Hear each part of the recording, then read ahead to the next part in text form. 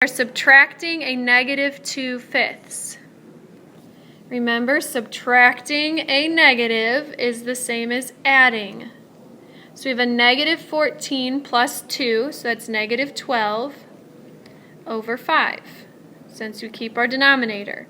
We can't reduce, so that's our final answer.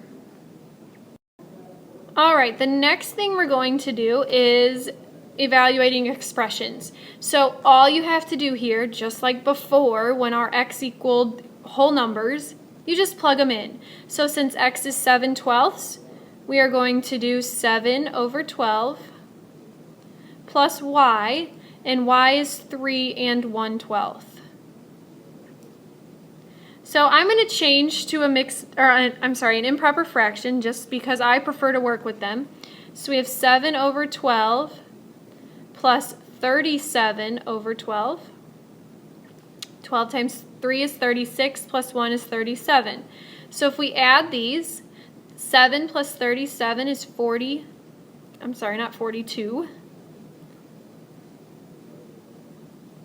It is 44 over 12. So let's see, what can we reduce both of them by? I know 2 works, so let's start with 2. 44 divided by 2 is 22. 12 divided by 2 is 6. Well, they're both still even, so let's do another 2.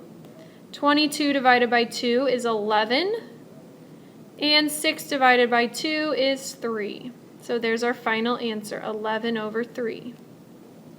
Okay, same idea for B. So we have 7 over 12 minus the 3. Let me make that smaller, or bigger. Minus the 3 and 1/12. Well, we already figured out that 3 and 1/12 is 37 over 12, so we'll just use that again. And we've got the 7/12 here. So now we have 7/12 minus 37 over 12. 7 minus 37 is negative 30 over 12. See if we can do any reducing. Well, I know that 3 goes into both of them, so if we divide that by 3, we get 10. We divide this by 3, we get 4. I guess we could have used a bigger number, so we can do it again. If we do 2, that becomes a 5. And divide that by 2, we get a 2. So we have negative 5 over 2. Okay, go ahead and try C and D, and pause the video, try those, and then start it up again when you're finished. See how you did. Okay, for C, we have 3 and 1/12 plus 7 over 12. Well, we know that 3 and 1/12 equals 37 over 12. And we're going to add 7 over 12. So we get 44 over 12 again. Well, we had that before, and we figured out up here that 44 over 12 equals 11 over 3. So it must still equal 11 over 3. Okay, and then D, if you have 3 and 1/12 minus 7/12. Well, we know 3 and 1/12 is 37 over 12. And we subtract the 7/12 from it. So 37 minus 7 is 30 over 12. We figured out up here, right above that, that 30 over 12 equals 5 over 2. So it still equals 5 over 2. This time it's just positive because we subtracted the bigger number first. Okay, the last thing that we need to do is add or subtract with letters involved. So let's go ahead and go to example 6. Okay, so same idea as before. We have a common denominator, so we're going to take 3r plus 3r, and that's over 10.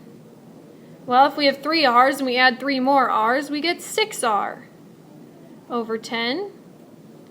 Reduce that fraction, we can divide them both by 2, so we get 3 over 5.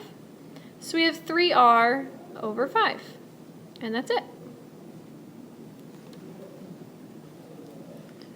Okay, so B is the same idea. we have 10a minus 7a over 3b. We know b does not equal 0 because you can't have a 0 in the denominator. Okay, so 10a minus 7a is 3a over 3b. Well, we have a 3 on top and on bottom, so they cancel, and we are left with just a over b.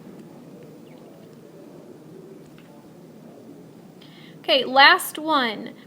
Let's change these to improper fractions, so do some multiplying. So we have a negative. 6 times 2 is 12 plus 1, so we have 13 over 6. And we can take that y and we can just put it on the top. When it's multiplying, it can go on the top. And then we're going to add 8 times 6, which is 48, plus 5, so we have 53 over 6. And we can move that y on up there too. So then we have a negative 13y plus 53y, and we've got a 6 on the bottom. Negative 13 plus 53 is 40. Y over 6. So let's see, what can we divide both of those by? I know 2 works, so let's try 2. 40 divided by 2 is 20. 6 divided by 2 is 3. So we end up with 20y over 3. And we are finished. Okay, we will do the application problems when I come back so we can do them together. Go ahead and look at the sheet in the eBackpack folder to figure out what the work is that goes along with this video. And please get started on that.